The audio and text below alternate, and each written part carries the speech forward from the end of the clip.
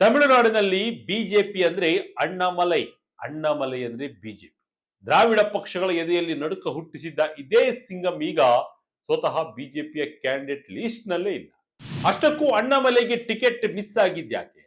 ಇದು ಅವರೇ ತೆಗೆದುಕೊಂಡ ಸ್ವಯಂ ಪ್ರೇರಿತ ನಿರ್ಧಾರ ಅಥವಾ ಮೈತ್ರಿ ಧರ್ಮದ ಹೆಸರಿನಲ್ಲಿ ಎಐಎಡಿಎಂಕೆ ನಾಯಕ ಇಪಿಎಸ್ ಹಾಕಿದ ಷರತ್ತಿಗೆ ಬಿಜೆಪಿ ಹೈಕಮಾಂಡ್ ಮಣಿಯಿದ್ದ?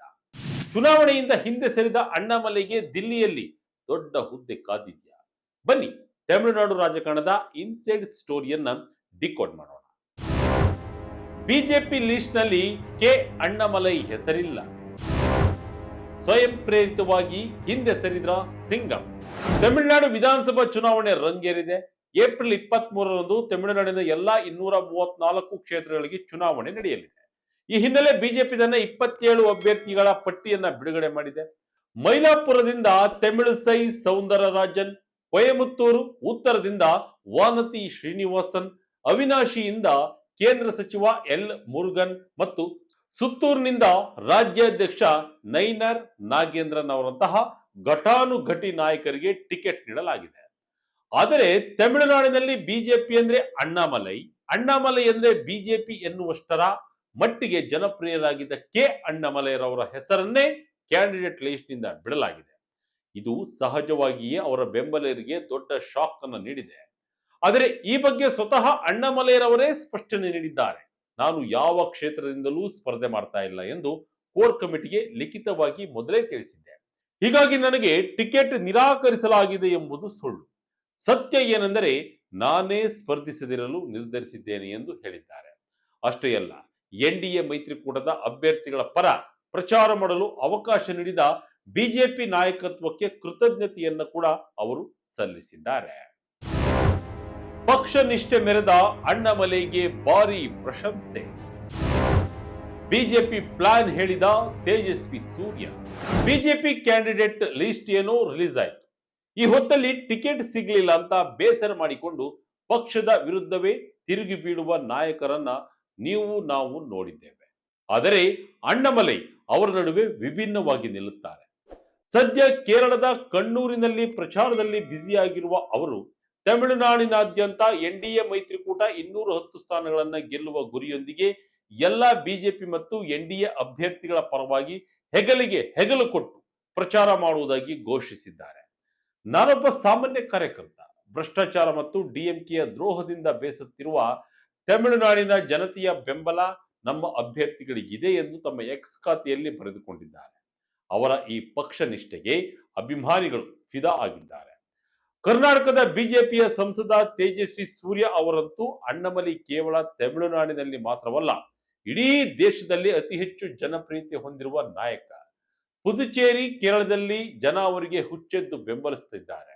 ಅವರ ಪ್ರಚಾರವು ತಮಿಳುನಾಡಿನಲ್ಲಿ ಬಿಜೆಪಿ ಅಭ್ಯರ್ಥಿಗಳ ಗೆಲುವಿಗೆ ಕಾರಣವಾಗಲಿದೆ ಎಂದು ವಿಶ್ವಾಸ ವ್ಯಕ್ತಪಡಿಸಿದ್ದಾರೆ. ಕೇಂದ್ರ ಸಚಿವ ಪಿಯೂಷ್ ಗೋಯಲ್ ಕೂಡ ಅಣ್ಣಾಮಲೈಯೊಬ್ಬ ಸಮರ್ಪಿತ ಕಾರ್ಯಕರ್ತ.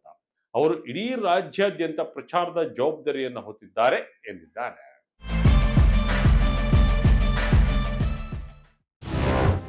ಟಿಕೆಟ್ ಮಿಸ್ ಆಗಲು ಎಐಎಡಿಎಂಕೆ ಕಾರಣವಾ?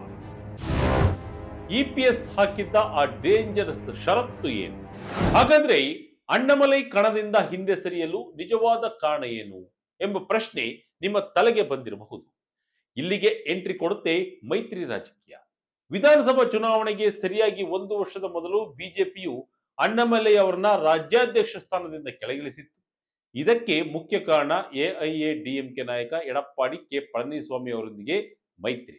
ಇಪಿಎಸ್ ರವರು ಮೈತ್ರಿಗೆ ಮುನ್ನ ಕೇಂದ್ರ ಗೃಹ ಸಚಿವ ಅಮಿತ್ ಶಾ ರವರ ಮುಂದೆ ಒಂದು ಕಠಿಣ ಷರತ್ತು ಇಟ್ಟಿದ್ದರು ಎನ್ನಲಾಗಿದೆ. ಅದೇನೆಂದ್ರೆ ಅಣ್ಣಾಮಲೈ ಅವರನ್ನ ಅಧ್ಯಕ್ಷ ಸ್ಥಾನದಿಂದ ತೆಗೆಯಲೇಬೇಕು ಎಂಬುದು. ಯಾಕೆಂದ್ರೆ ಅಣ್ಣಾಮಲೈರವರು ಎಐಎಡಿಎಂಕೆ ವಿರುದ್ಧವೂ ನಿರ್ದಾಕ್ಷಿಣ್ಯವಾಗಿ ವಾಗ್ದಾಳಿ ನಡೆಸ್ತಾ ಇದ್ರು. ಹೀಗಾಗಿ ಮೈತ್ರಿ ಉಳಿಸಿಕೊಳ್ಳುವ ಅನಿವಾರ್ಯತೆಯಿಂದ ಬಿಜೆಪಿ ಹೈಕಮಾಂಡ್ ಅಣ್ಣಾಮಲೈ ಅವರನ್ನ ಸೈಡ್ ಲೈನ್ ಮಾಡಿತ್ತು. ಪ್ರಸ್ತುತ ಎನ್ಡಿಎ ಮೈತ್ರಿಕೂಟದಲ್ಲಿ ಎಐಎಡಿಎಂಕೆ 178 ಸ್ಥಾನಗಳಲ್ಲಿ, ಬಿಜೆಪಿ 27, ಪಿಎಂಕೆ 18 ಮತ್ತು ಎಎಂಕೆ 11 ಸ್ಥಾನಗಳಲ್ಲಿ ಸ್ಪರ್ಧೆ ಮಾಡ್ತಾ ಇದೆ. ಅಣ್ಣಾಮಲೈಗೆ ಮುಳುವಾಯ್ತಾ ಜಾತಿ ಲೆಕ್ಕಾಚಾರ. ಗೌಂಡರ್ ಸಮುದಾಯದ ನಾಯಕರ ನಡುವೆ ಫೈಟ್. ಈ ರಾಜಕೀಯ ಮೇಲಾಟದ ಹಿಂದೆ ಒಂದು ದೊಡ್ಡ ಮಟ್ಟದ ಜಾತಿ ಲೆಕ್ಕಾಚಾರವು ಕೆಲಸ ಮಾಡಿದೆ. ಅಣ್ಣಾಮಲೈ ಮತ್ತು ಎಐಡಿಎಂಕೆ ನಾಯಕ ಇಪಿಎಸ್ ಇಬ್ಬರು ಬಲಿಷ್ಠ ಗೌಂಡರ್ ಸಮುದಾಯಕ್ಕೆ ಸೇರಿದವರು. ತಮಿಳುನಾಡಿನ ಜನಸಂಖ್ಯೆಯಲ್ಲಿ ಶೇಕಡ 5ರಿಂದ 7ರಷ್ಟಿರುವ ಈ ಸಮುದಾಯವು ಪಶ್ಚಿಮ ತಮಿಳುನಾಡಿನ ಕೊಂಗುನಾಡು ಪ್ರದೇಶದಲ್ಲಿ ಅಂದ್ರೆ ಕೊಯಮತ್ತೂರು, ತಿರುಪತ್ತೂರು, ಈರೋಡ್, ಸೇಲಂನಲ್ಲಿ ನಿರ್ಣಾಯಕ ಪಾತ್ರ ವಹಿಸುತ್ತದೆ. ಜಯಲಲಿತಾ ನಿಧನದ ನಂತರ ಇಪಿಎಸ್ ರವರು ಎಐಡಿಎಂಕೆ ಪಕ್ಷದ ಮೇಲಿನ ಹಿಡಿತವನ್ನು ಸಾಧಿಸಿದರು. ತಮ್ಮ ಸಮುದಾಯದ ನಾಯಕರಿಗೆ ಮಣೆ ಹಾಕಿದ್ದರು. ಆದರೆ ಬಿಜೆಪಿಯಲ್ಲಿ ಅಣ್ಣಾಮಲೈರವರ ಉದಯವು ಇಪಿಎಸ್ ಅವರಿಗೆ ನೇರ ಚಾಲೆಂಜ್ ಆಗಿ ಪರಿಣಮಿಸಿತು. ಅಣ್ಣಾಮಲೈ ಮುಂದೊಂದು ದಿನ ಮುಖ್ಯಮಂತ್ರಿ ಅಭ್ಯರ್ಥಿಯಾಗಿ ಹೊರಹೊಮ್ಮಿದರೆ ಮೈತ್ರಿಕೂಟದಲ್ಲಿ ತಮ್ಮ ಪ್ರಾಬಲ್ಯಕ್ಕೆ ಧಕ್ಕೆಯಾಗಬಹುದು ಎಂಬ ಭಯ ಇಪಿಎಸ್ ಅವರನ್ನ ಕಾಡಿತ್ತು ಎನ್ನಲಾಗಿದೆ. ಇದೇ ಕಾರಣಕ್ಕೆ ಅಣ್ಣಾಮಲೈ ಅವರನ್ನ ಮೈತ್ರಿ ಲೆಕ್ಕಾಚಾರದಿಂದ ದೂರ ಇಡಲಾಯಿತು ಅನ್ನೋದು ರಾಜಕೀಯ ಪಂಡಿತರ ವಿಶ್ಲೇಷಣೆ. ಹಂತ ಹಂತವಾಗಿ ಸೈಡ್ ಲೈನ್ ಆದ್ರ ಸಿಂಗಂ, ಆಪ್ತರಿಗೂ ಸಿಗಲಿಲ್ಲ ಚುನಾವಣಾ ಟಿಕೆಟ್. ಯಾವಾಗ ಬಿಜೆಪಿ ಎಐಎಡಿಎಂಕೆ ಜೊತೆ ಮೈತ್ರಿ ಮಾಡಿಕೊಳ್ತು, ಅಲ್ಲಿಂದ ಅಣ್ಣಾಮಲೈ ಅವರನ್ನ ಪಕ್ಷದೊಳಗೆ ವ್ಯವಸ್ಥಿತವಾಗಿ ಮೂಲೆಗುಂಪು ಮಾಡಲಾಗುತ್ತಿರುವುದು ಸ್ಪಷ್ಟವಾಗಿ ಗೋಚರಿಸ್ತಾ ಇತ್ತು. ಮೊದಲು ರಾಜ್ಯಾಧ್ಯಕ್ಷ ಸ್ಥಾನದಿಂದ ವಜಾಗೊಳಿಸಲಾಯಿತು.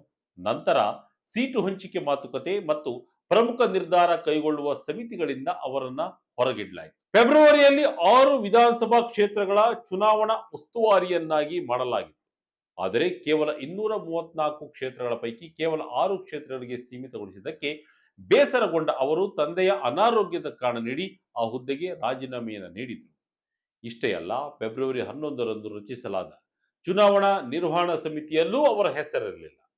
ಕೊಯಮತ್ತೂರಿಗೆ ಪ್ರಧಾನಿ ಮೋದಿ ಬಂದಾಗಿನಿಂದಲೂ ಅಣ್ಣಾಮಲೈ ಏರ್ಪೋರ್ಟ್ ನಲ್ಲಿ ಕಾಣಿಸಿಕೊಂಡಿರಲಿಲ್ಲ.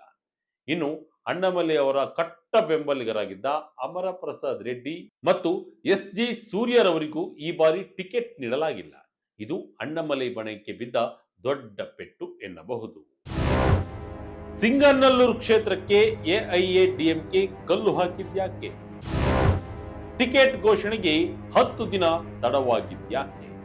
ಇನ್ನು ಈ ಬಾರಿಯ ಚುನಾವಣೆಯಲ್ಲಿ ಅಣ್ಣಾಮಲೈರವರು ಕೊಯಮತ್ತೂರಿನ ಸಿಂಗನಲ್ಲೂರು ಕ್ಷೇತ್ರದಿಂದ ಸ್ಪರ್ಧಿಸುವ ಆಸೆ ಹೊಂದಿದ್ರು. ಆದರೆ ಆ ಕ್ಷೇತ್ರವನ್ನ ಬಿಟ್ಟುಕೊಡಲು ಎಐಎಡಿಎಂಕೆ ನಿರಾಕರಿಸಿತ್ತು. ಯಾಕೆಂದ್ರೆ ಕೊಂಗು ನಾಡು ಭಾಗದಲ್ಲಿ ಇಬ್ಬರು ಗೌಂಡರ್ ಸಮುದಾಯಕ್ಕೆ ಸೇರಿದ ನಾಯಕರು ಅಲ್ಲಿ ಅಣ್ಣಾಮಲೈ ಅವರು ಗೆದ್ದು ಬಂದರೆ ಎಐಡಿಎಂಕೆ ಮತ್ತು ಇಪಿಎಸ್ ರವರ ನಾಯಕತ್ವಕ್ಕೆ ದೊಡ್ಡ ಸವಾಲಾಗಿದ್ದಾರೆ ಎಂಬ ಭಯ ಅವರಲ್ಲಿತ್ತು. ಇದೇ ಕಾರಣಕ್ಕೆ ಉದ್ದೇಶಪೂರ್ವಕವಾಗಿ ಆ ಕ್ಷೇತ್ರವನ್ನ ಎಐಎಡಿಎಂಕೆ ತನ್ನಲ್ಲೇ ಉಳಿಸಿಕೊಂಡಿತ್ತು. ಇನ್ನೊಂದೆಡೆ ಅಣ್ಣಾಮಲೈರವರ ನಿಲುವು ಕೂಡ ಬಹಳ ಸ್ಪಷ್ಟವಾಗಿತ್ತು. ಅದಲ್ಲದೆ ಎನ್ಡಿಎ ಬಿಜೆಪಿ ಮೈತ್ರಿಕೂಟದಲ್ಲಿ ಸಿಕ್ಕಿದ್ದು ಕೇವಲ 27 ಸೀಟುಗಳು. ಆದರೆ ಈ ಸೀಟು ಹಂಚಿಕೆಯ ಸೂತ್ರದ ಬಗ್ಗೆ ಅಣ್ಣಾಮಲೈ ಅವರಿಗೆ ತೀವ್ರ ಅಸಮಾಧಾನವಿತ್ತು ಎನ್ನಲಾಗಿದೆ. ಪಶ್ಚಿಮ ಕೊಂಗು ಬೆಲ್ಟ್ ನಲ್ಲಿ ಬಿಜೆಪಿಗೆ ನೀಡಲಾದ 27 ಕ್ಷೇತ್ರಗಳು ಗೆಲ್ಲಲು ಕಷ್ಟಕರವಾದ ಅಥವಾ ಗೆಲ್ಲಲಾಗದ ಕ್ಷೇತ್ರಗಳಾಗಿದ್ದವು. ತನ್ನ ಪಕ್ಷಕ್ಕೆ ಈ ಮಟ್ಟದ ಕಳಪೆ ಕ್ಷೇತ್ರಗಳನ್ನ ನೀಡಿದ್ದನ್ನ ಕಂಡು ಬೇಸರಗೊಂಡ ಅಣ್ಣಾಮಲೈ ತಾನು ಚುನಾವಣೆಯಲ್ಲಿ ಸ್ಪರ್ಧಿಸುವುದೇ ಇಲ್ಲ ಎಂದು ಬಹಿರಂಗವಾಗಿಯೇ ಹೇಳಿಕೆ ನೀಡಿದ್ದರು. ಇದೇ ಕಾರಣಕ್ಕೆ ಬಿಜೆಪಿ ಅಭ್ಯರ್ಥಿಗಳ ಪಟ್ಟಿ ಬಿಡುಗಡೆಯಾಗುವುದು ಭಾರಿ ಲೇಟ್ ಆಯಿತು. ಸಾಮಾನ್ಯವಾಗಿ ಬಿಜೆಪಿ ಹೈಕಮಾಂಡ್ ಬಹಳ ವೇಗವಾಗಿ ನಿರ್ಧಾರಗಳನ್ನು ತೆಗೆದುಕೊಳ್ಳುತ್ತದೆ. ಆದರೆ ಈ 27 ಅಭ್ಯರ್ಥಿಗಳ ಅಂತಿಮ ಪಟ್ಟಿಯನ್ನ ಸಿದ್ಧಪಡಿಸಲು ಬರೋಬ್ಬರಿ 10 ದಿನಗಳನ್ನ ತೆಗೆದುಕೊಂಡಿತ್ತು. ಯಾಕೆಂದ್ರೆ ಹೊಸದಿಲ್ಲಿಯಲ್ಲಿ ಕುಳಿತಿದ್ದ ಬಿಜೆಪಿ ಹೈಕಮಾಂಡ್ನ ಹಿರಿಯ ನಾಯಕರು ಹೇಗಾದ್ರೂ ಮಾಡಿ ಅಣ್ಣಾಮಲೈ ಅವರನ್ನ ಒಪ್ಪಿಸಿ ಕಣಕ್ಕಿಳಿಸಲು ಹರಸಾಹಸ ಪಟ್ಟರು. ಆದರೆ ಅಣ್ಣಾಮಲೈ ಮಾತ್ರ ತಮ್ಮ ನಿರ್ಧಾರದಿಂದ ಹಿಂದೆ ಸರಿಯಲೇ ಇಲ್ಲ. ಕೇವಲ ಪ್ರಚಾರಕ್ಕೆ ಮಾತ್ರ ಸೀಮಿತವಾಗುವುದಾಗಿ ಪಟ್ಟು ಹಿಡಿದರು. ಅಣ್ಣಾಮಲೈ ಸಾಧನೆಗಳೇನು, ಫ್ಯಾನ್ಸ್ ಏನಂತಾರೆ? ಡಿಎಂಕೆ ಫೈಲ್ಸ್, ತನ್ನ ಮಣ್ಣು ನನ್ನ ಮಕ್ಕಳು ಹೋರಾಟ. ಅಣ್ಣಾಮಲೈ ಅವರು ರಾಜ್ಯಾಧ್ಯಕ್ಷರಾಗಿದ್ದಾಗ ಬಿಜೆಪಿಯನ್ನ ತಮಿಳುನಾಡಿನಲ್ಲಿ ಅತ್ಯಂತ ಅಗ್ರೆಸಿವ್ ಆಗಿ ಮುನ್ನಡೆಸಿದರು. ಡಿಎಂಕೆ ಸರ್ಕಾರದ ವಿರುದ್ಧ ನೇರ ಸಮರ ಸಾರಿದರು. ಮುಖ್ಯಮಂತ್ರಿ ಎಂಕೆ ಸ್ಟಾಲಿನ್, ಉದಯನಿಧಿ ಸ್ಟಾಲಿನ್ ಸೇರಿದಂತೆ ಡಿಎಂಕೆ ಮಂತ್ರಿಗಳ ಭ್ರಷ್ಟಾಚಾರವನ್ನ ಬಯಲಿಗೆಳೆಯಲು ಡಿಎಂಕೆ ಫೈಲ್ಸ್ ಬಿಡುಗಡೆ ಮಾಡಿದರು. ದ್ರಾವಿಡ ಪಕ್ಷಗಳ ನಾಯಕರಾದ ಇವಿ ರಾಮಸ್ವಾಮಿ ಮತ್ತು ಅಣ್ಣಾದೊರೆಯವರನ್ನ ಕಟುವಾಗಿ ಟೀಕಿಸಿದರು. ಅಣ್ಣಾ ವಿವಿಯ ವಿದ್ಯಾರ್ಥಿನಿ ಮೇಲಿನ ಅತ್ಯಾಚಾರ ಖಂಡಿಸಿ ತಮಗೆ ತಾವೇ ಚಾಟಿ ಏಟು ಹೊಡೆದುಕೊಂಡು ಪ್ರತಿಭಟಿಸಿದರು. ಅಣ್ಣಾ ಅರಿವಾಲಯವನ್ನ ಇಟ್ಟಿಗೆಯಾಗಿ ಕೆಡವುತ್ತೇವೆ ಎಂದು ಗುಡುಗಿದ್ದರು. 2024 ಲೋಕಸಭಾ ಚುನಾವಣೆಗೂ ಮುನ್ನ ಅವರು ನಡೆಸಿದ ನನ್ನ ಮಣ್ಣು ನನ್ನ ಜನ ಪಾದಯಾತ್ರೆ ಇಡೀ ರಾಜ್ಯದಲ್ಲಿ ಸಂಚಲನವನ್ನ ಮೂಡಿಸಿತ್ತು. ಲೋಕಸಭೆಯಲ್ಲಿ ಬಿಜೆಪಿ ಒಂದು ಸೀಟು ಗೆಲ್ಲದಿದ್ದರೂ ಪಕ್ಷದ ವೋಟ್ ಶೇರ್ ಶೇಕಡ 3.7ರಿಂದ 11ಕ್ಕೆ ಏರಿಕೆಯಾಗಲು ಅಣ್ಣಾಮಲೈ ಕಾರಣ ಆಗಿದ್ರು. ಆದರೆ ಇಂತಹ ಲೀಡರ್ಗೆ ಟಿಕೆಟ್ ಸಿಗದಿದ್ದಾಗ ಬೆಂಬಲಿಗರು ಬೇಸರ ವ್ಯಕ್ತಪಡಿಸಿದ್ದಾರೆ. ಆದರೆ ಹೈಕಮಾಂಡ್ ಅಣ್ಣಾಮಲೈ ಅವರಿಗಾಗಿ ಬೇರೆಯದೇ ದೊಡ್ಡ ಪ್ಲಾನ್ ಮಾಡಿದೆ. 2029 ವೇಳೆಗೆ ಅವರಿಗೆ ರಾಷ್ಟ್ರೀಯ ಮಟ್ಟದ ಜವಾಬ್ದಾರಿ ಸಿಗಬಹುದು ಎಂದು ಅವರ ಅಭಿಮಾನಿಗಳು ಸೋಷಿಯಲ್ ಮೀಡಿಯಾದಲ್ಲಿ ವಿಶ್ವಾಸವನ್ನ ವ್ಯಕ್ತಪಡಿಸಿದ್ದಾರೆ. ಅಣ್ಣಾಮಲೈಗೆ ದಿಲ್ಲಿಯಲ್ಲಿ ಕಾದಿದ್ದ ದೊಡ್ಡ ಹುದ್ದೆ, ಕ್ಯಾಂಪೇನ್ ಮ್ಯಾನೇಜರ್ ಆಗಿ ಹೊಸ ಇನ್ನಿಂಗ್ಸ್. ಇದೆಲ್ಲದರ ನಡುವೆ ಈಗ ಮತ್ತೊಂದು ಪ್ರಮುಖ ವಿಚಾರಕ್ಕೆ ಬರೋಣ. ಅಣ್ಣಾಮಲೈ ಅವರನ್ನ ತಮಿಳುನಾಡಿನಲ್ಲಿ ಸೈಡ್ ಲೈನ್ ಮಾಡಲಾಗಿದೆ ಅಂತ ಹೇಳ್ತಿದ್ದಾರೆ. ಆದರೆ ಬಿಜೆಪಿ ಹೈಕಮಾಂಡ್ ಅಣ್ಣಾಮಲೈ ಅವರನ್ನ ರಾಷ್ಟ್ರೀಯ ರಾಜಕಾರಣಕ್ಕೆ ಕರೆತರಲು ಬಹಳ ದೊಡ್ಡ ಪ್ಲಾನ್ ಅನ್ನ ಮಾಡಿಕೊಂಡಿದೆ. ಈ ಹಿಂದೆಯೇ ಗೃಹ ಸಚಿವ ಅಮಿತ್ ಶಾ ಅಣ್ಣಾಮಲೈ ಅವರ ಸಂಘಟನಾ ಕೌಶಲ್ಯವನ್ನ ಪಕ್ಷದ ರಾಷ್ಟ್ರೀಯ ಚೌಕಟ್ಟಿನಲ್ಲಿ ಬಳಸಿಕೊಳ್ಳಲಾಗುವುದು ಎಂದಿದ್ದರು. ಅಷ್ಟೇ ಅಲ್ಲ, ಅವರನ್ನ ನೇರವಾಗಿ ರಾಜ್ಯಸಭೆಗೆ ಕಳುಹಿಸುವ ಮೂಲಕ ಸಂಸತ್ತಿಗೂ ಎಂಟ್ರಿ ಕೊಡಿಸುವ ಭಾರೀ ಚರ್ಚೆಗಳು ದಿಲ್ಲಿಯ ಪಡುಸಾಲೆಯಲ್ಲಿ ನಡೆಯುತ್ತಿವೆ ಎನ್ನಲಾಗಿದೆ. ಅದಲ್ಲದೆ ಅಣ್ಣಾಮಲೈ ಅವರ ಅಗ್ರೆಸಿವ್ ರಾಜಕೀಯ ಶೈಲಿಯನ್ನ ಕೇವಲ ತಮಿಳುನಾಡಿಗೆ ಮಾತ್ರ ಸೀಮಿತ ಮಾಡದೆ ಇಡೀ ದಕ್ಷಿಣ ಭಾರತದಲ್ಲಿ ಬಿಜೆಪಿಯನ್ನು ವಿಸ್ತರಿಸುವ ಬ್ರಹ್ಮಾಸ್ತ್ರವಾಗಿ ಬಳಸಲು ಹೈಕಮಾಂಡ್ ನಿರ್ಧರಿಸಿದೆ ಎನ್ನಲಾಗಿದೆ. ಎನ್ಡಿಎ ವಿಸ್ತರಣೆಯ ಪ್ರಮುಖ ರೂವಾರಿಯಾಗಿ ಅವರು ಕೆಲಸ ಮಾಡಲಿದ್ದಾರೆ. 2026ರ ತಮಿಳುನಾಡು ವಿಧಾನಸಭಾ ಚುನಾವಣೆಯಲ್ಲಿ ಅವರು ಸ್ಪರ್ಧಿಸದೇ ಇರಲು ಇದೇ ಮುಖ್ಯ ಕಾರಣ. ಕ್ಯಾಂಡಿಡೇಟ್ ಆಗಿ ಕಣಕ್ಕಿಳಿದರೆ ಕೇವಲ ಒಂದು ಕ್ಷೇತ್ರಕ್ಕೆ ಸೀಮಿತವಾಗಬೇಕಾಗುತ್ತೆ. ಅದರ ಬದಲಾಗಿ ಇಡೀ ತಮಿಳುನಾಡು, ಪುದುಚೇರಿ ಮತ್ತು ಕೇರಳದಲ್ಲಿ ಎನ್ಡಿಎ ಅಭ್ಯರ್ಥಿಗಳ ಪರ ಭರ್ಜರಿ ಪ್ರಚಾರ ಮಾಡುವ ಮೂಲಕ ಕ್ಯಾಂಪೇನ್ ಮ್ಯಾನೇಜರ್ ಆಗಿ ಜವಾಬ್ದಾರಿಯನ್ನ ಅವರು ಹೊತ್ತಿದ್ದಾರೆ.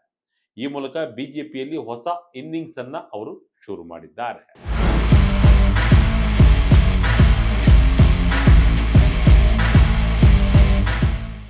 ಒಟ್ಟಿನಲ್ಲಿ ತಮಿಳುನಾಡು ಚುನಾವಣೆಯಲ್ಲಿ ಅಣ್ಣಾಮಲೈ ಸ್ಪರ್ಧೆ ಮಾಡದಿರುವುದು ಕೇವಲ ಆಕಸ್ಮಿಕವಲ್ಲ, ಅಣ್ಣಾಮಲೈ ನಿರ್ಧಾರವೂ ಅಲ್ಲ. ಬದಲಾಗಿ ಇದು ಬಿಜೆಪಿ ಹೈಕಮಾಂಡ್ ಮತ್ತು ಎಐಎಡಿಎಂಕೆ ಮೈತ್ರಿಕೂಟದ ದೊಡ್ಡ ರಾಜಕೀಯ ತಂತ್ರಗಾರಿಕೆಯ ಒಂದು ಭಾಗವಾಗಿದೆ. ದೀರ್ಘಕಾಲದ ಲಾಭಕ್ಕಾಗಿ ಅಂದರೆ 2029ರ ಲೋಕಸಭಾ ಚುನಾವಣೆಯ ದೃಷ್ಟಿಯಿಂದ ಬಿಜೆಪಿ ಈ ನಿರ್ಧಾರ ತೆಗೆದುಕೊಂಡಿರಬಹುದು ಎಂದು ವಿಶ್ಲೇಷಕರು ಅಭಿಪ್ರಾಯವನ್ನ ಪಟ್ಟಿದ್ದಾರೆ. ಆದರೆ ಯಾವುದೇ ಅಸಮಾಧಾನ ಹೊರಹಾಕದೆ, ನನಗೆ ನನ್ನ ದಾರಿಯೇ ಮುಖ್ಯ ಎನ್ನದೆ ಪಕ್ಷ ಕೊಟ್ಟ ಜವಾಬ್ದಾರಿಯನ್ನ ಶಿರಸಾವಹಿಸಿ ಪಾಲಿಸಲು ಮುಂದಾಗಿರುವ ಅಣ್ಣಾಮಲೈ ನಾವು ನಿಜವಾದ ಕಾರ್ಯಕರ್ತ ಎಂಬುದನ್ನು ಸಾಬೀತುಪಡಿಸಿದ್ದಾರೆ. ಏಪ್ರಿಲ್ 23ರಂದು ನಡೆಯಲಿರುವ ಈ ಚುನಾವಣೆಯಲ್ಲಿ ಅಣ್ಣಾಮಲೈರವರ ಪ್ರಚಂಡ ಪ್ರಚಾರವು ಎನ್ಡಿಎ ಮೈತ್ರಿಕೂಟಕ್ಕೆ ಎಷ್ಟು ವರದಾನವಾಗಲಿದೆ ಅನ್ನೋದನ್ನ ಕಾದು ನೋಡಬೇಕಿದೆ. ಮೇ 4ರಂದು ಹೊರಬೀಳುವ ಫಲಿತಾಂಶವೇ ಇದಕ್ಕೆ ಉತ್ತರವನ್ನು ಕೂಡ ನೀಡಲಿದೆ. ಇದಾಗಿತ್ತು ಈ ಕ್ಷಣದ ಅಪ್ಡೇಟ್. ಇದೇ ರೀತಿಯ ಅಪ್ಡೇಟ್ಗಾಗಿ Vijaya Karnataka website, YouTube page, Facebook page follow ಮಾಡ್ತಾ ಇರಿ. ಧನ್ಯವಾದಗಳು.